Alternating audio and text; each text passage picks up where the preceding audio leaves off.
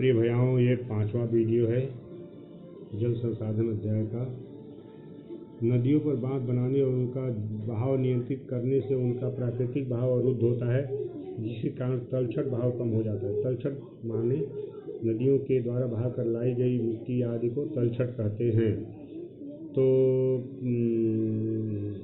नदियों पर बांध बनाने उनके बहाव को नियंत्रित करने से उनका जो प्राकृतिक बहाव है वो अवरुद्ध होता है और तलछट बहाव भी कम हो जाता है। तलछट बहाव बने वो नदियों के द्वारा बहा कर लाई गई मिट्टी जो बहुत उपजाऊ होती है वो बांध में ही रह जाती है, आगे कम ही मात्रा में जा पाती है और अत्यधिक तलछट जलाशय की तली पर जमा होता रहता है। उस बांध वाले जलाशय की तली पर अत्यधिक तलछट जमा होता रहता है और अत्यधिक तलछट जलाशय की जिसे नदी की तली अत्यधिक चट्टानी अर्थात कठोर हो जाती है और नदी जलीय जीव आवासों में भोजन की कमी हो जाती है। जलाशय के क्षेत्र में नदी के तल के जलाशय के तल के चट्टानी होने से कोई वनस्पति नहीं उगती उस जल में और जलीय जीवों के लिए वहाँ भोजन की कमी हो जाती है।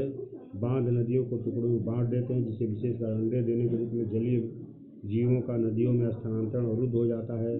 बाढ़ के मैदान में बनाए जाने वाले जलाशयों द्वारा वहाँ मौजूद वनस्पति और मिट्टियाँ जल में डूब जाती हैं और जो कालांतर में अपघटित हो जाती हैं, सड़ गल जाती हैं।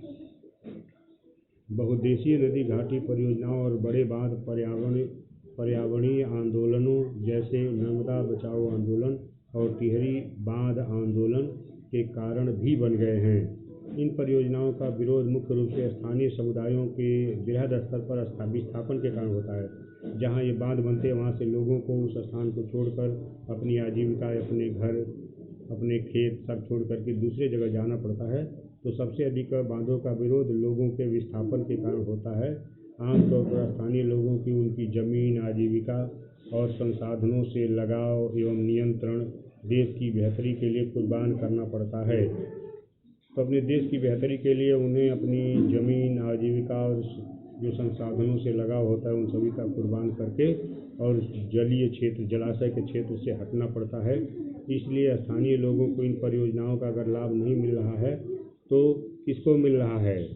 शायद जमींदारों और बड़े किसानों या उद्योगपतियों या कुछ नगरीय केंद्रों को ही इसका लाभ मिल रहा है।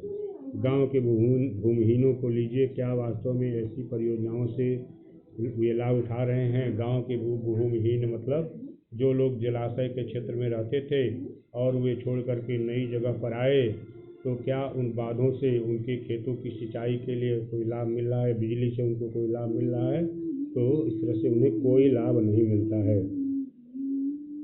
सिंचाई ने कई क्षेत्रों में फसल प्रारूप परिवर्तित कर दिया है, जहां किसान जलगहन और वाणिज्यिक फसलों की ओर आकर्षित हो रहे हैं। माने किसान अब अधिक सिंचाई से उत्पन्न होने वाली फसलों को उगाने की ओर अग्रसर हो रहे हैं और वाणिज्य फसलों यानी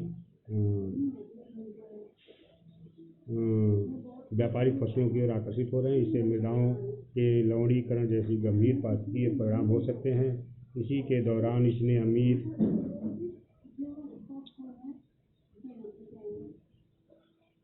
भूमिहीन मालिकों